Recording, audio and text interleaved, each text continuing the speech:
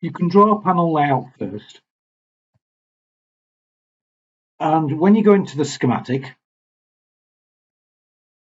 you can select the icon menu drop down and then panel list, and this will provide you with a list of components that have already been placed in the panel layout but are yet to be placed in the schematic, in a similar way that you place panel component or panel footprints from the schematic components. So as an example, I can select Q1 and I can use the panel component footprint tag.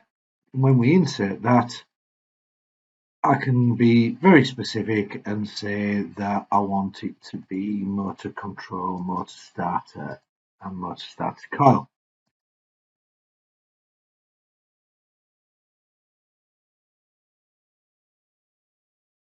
With the PLC though, if I go to insert and it can't find obviously a block name to associate, when I click on icon menu, you'll see it only offers me the icon menu options and doesn't offer me the parametric PLC options.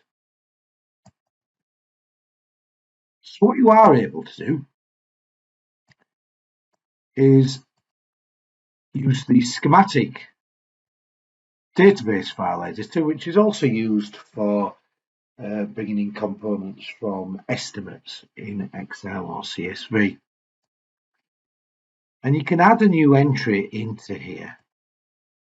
And in this case, I'm just going to put in a manufacturer of Allen Bradley. I'm going to put part reference of 1746 and IB8. But instead of a schematic block name, I'm going to go for a command list and be very specific using a parametric PLC of 1746-IB8.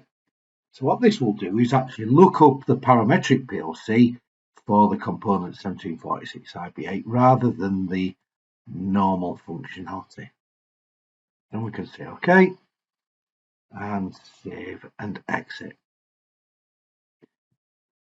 So now when I go to panel list and I select PLC 1 and I insert, rather than it going to the icon menu, it's effectively going to use this command list that we've just edited within the schematic lookup table.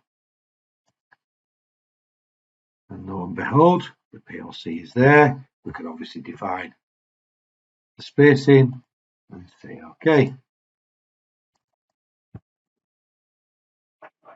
And the component tag defined within the panel component, the panel drawing, will be the same component tag defined within the schematic.